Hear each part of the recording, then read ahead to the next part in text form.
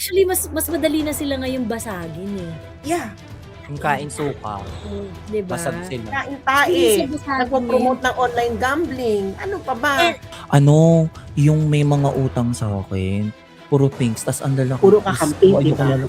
Yes po. Tapos ang hirap nila singilin. Yung iba parang more than 3 years ng utang sa akin. Kung isusuma total ko lahat ng utang ng may utang sa akin na ano, parang aabot yata ng more than 200,000. Mima J, sabihin mo na lang ganito. Bago ka magsabi ng DDS Bobo, magbayad ka muna ng utang. Ganun lang, mag-post ka ng ganun. Alam mo, gusto ko sabihin. It comes with the territory of being a kakamping hypocrite. Bakit kayo yung anlakas ng loob ninyong mga alipusta? Eh, kayo ang talunan. Yun ang una-una, kayo ang talunan. You are losers. They are losers, you know? Alam mo yung mga losers, sila, in order to cope up with them being losers, they need to actually look down on the winners. That is the attitude of losers. Oo, the rule of the game is laruin lang natin sila. Laruin mo lang. You know, they have been losers since 2016. 2026 na, they have been losers for 10 years already. And counting. At naging super loser na sila kasi yung loser nung 1986, kaibigan na nila. So, loser to loser siya. You just have to give them sympathy. Pag ginanyan ka, sabi mo, you know what? I really understand you. Ganun lang. I sympathize with what you're feeling inside. Ganyan talaga sa losers lane, nakakainip. Oo. You know, wag kayong magalit. Ako talaga kinakaawaan ko sila kasi, girl, parang, how does it feel to be such a loser? You know what's more loser than a loser? It is a loser who doesn't know that he's a loser. Kita mo sila, they're only cool because kayo lang. But outside, losers kayo. You can make your candidate to win. Loser na loser. Why do I need the respect of losers? Doon tayo sa winner. Winner kami. Pagka loser kayo, ang sinusolicit ko lang sa inyo ay high blood. Gusto ko ay ma-high blood sa akin.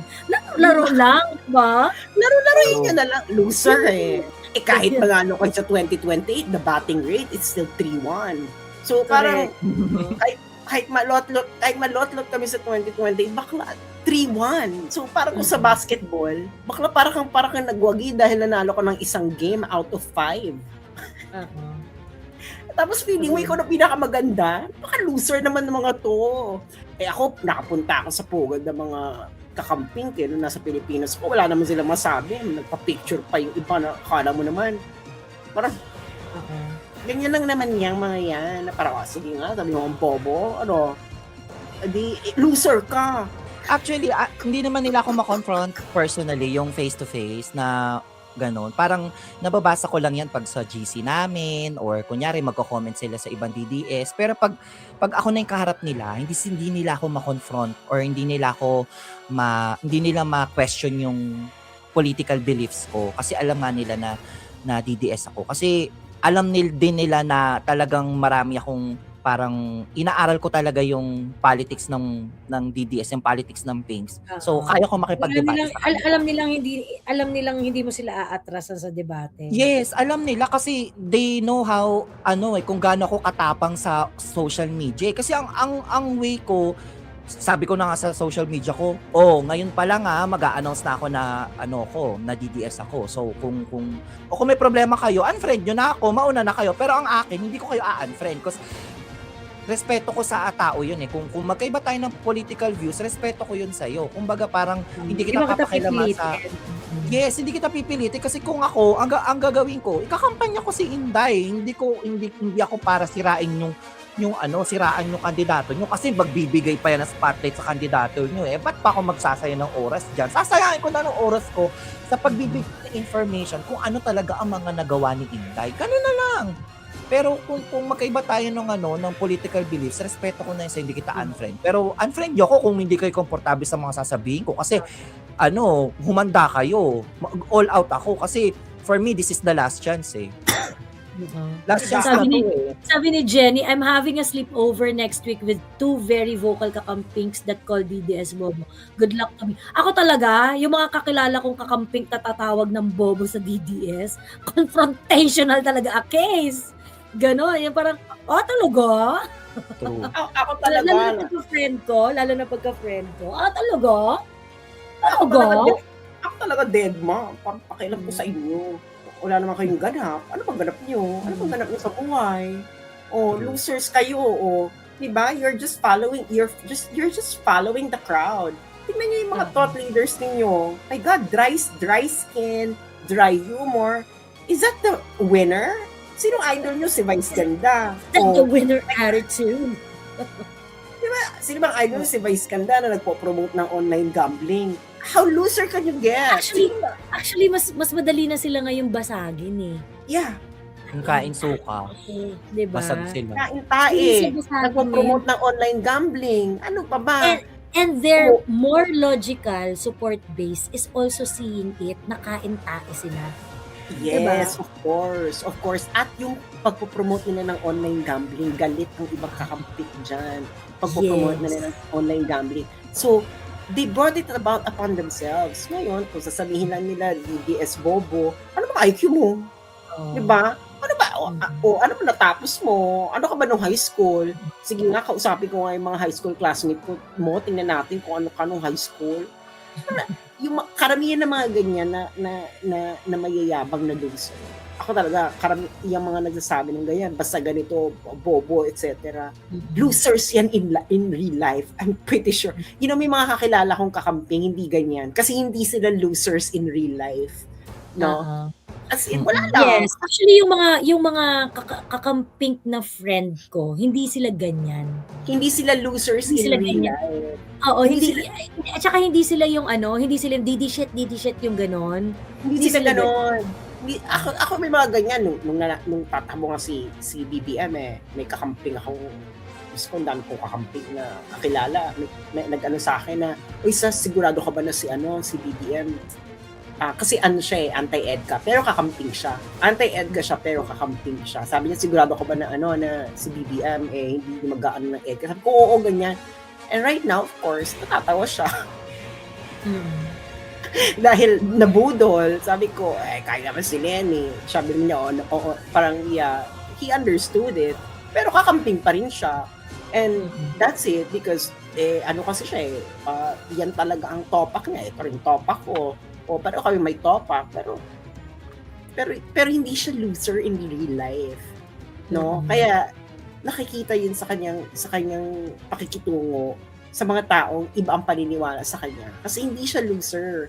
Pag loser in real life, pag inilabas mo yan kung saan lugar nila, hindi yan makakasurvive kasi loser sila the loser mentality. They cannot adapt. They cannot adapt to diverse in a situation composed of people with opinions different from them.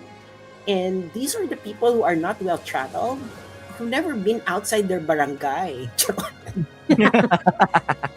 Who have never lived their life outside their barangay or makadikit lang sa mayaman, feeling nila mayaman na sila. They're really losers in real life. Totoo yan. No? Karamihan talaga sa kanila. Lalo na yes, social climber. Tapos, marami namang utang. Kung hindi maraming utang, palamunin ng magulang. Yung mga yan. Alam mo, Ma'am Sas, sorry na.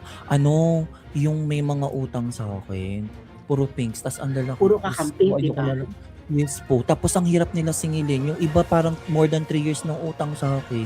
Kung isusuma total ko lahat ng utang ng may utang sa akin na parang aabot yata na more than 200,000. Mima J, sabihin mo na lang ganito. Bago ka magsabi ng DDS Bobo, magbayad ka muna ng utang. Ganun lang, mag-post ka ng ganun. Alam mo, gusto ko sabihin. Baka na ganun Correct. Ganun na lang muna. Gusto ko lang sabihin yung ganun. Pero alam mo, ang bait ko kasi masyado. Mima J, ganun lang ang sabihin mo. May utang. Siya may utang sa'yo Oo, ba't ikaw mahihiya? Siya na may Bakit utang. ka mahihiya? Siya may utang sa'yo. Huwag ka mahihiya ka. Ngayon, sabihin mo, bago ka magsabi ng DDS Bobo, magbayad ka muna ng utang, then saka ka magkukuda. Bayad muna bago kuda. Oo. Tapos alam nyo ba, sila yung parang talagang pag na-check mo yung social media, talagang maya-maya may post na naka-Starbucks, tapos may post ng out of country. Tapos hindi sila nakokonsensya sa akin na, be, may parang may utang kayo sa akin. Ano yun? Thank you na lang. Tapos Alam mo, Mima, kung bakit? Hindi kasi naniningil. Oo. nakakahiyak si Maningil. Hindi ako magbibigay ng payo sa ganyan. Alam mo, Mima, kaya sila namimihasa kasi hindi ka naniningil. Kasi nga, I really think that you don't value, I really think that you cannot separate money from friendship. Yes. No, am I right? Dapat, Mm. those two are separated.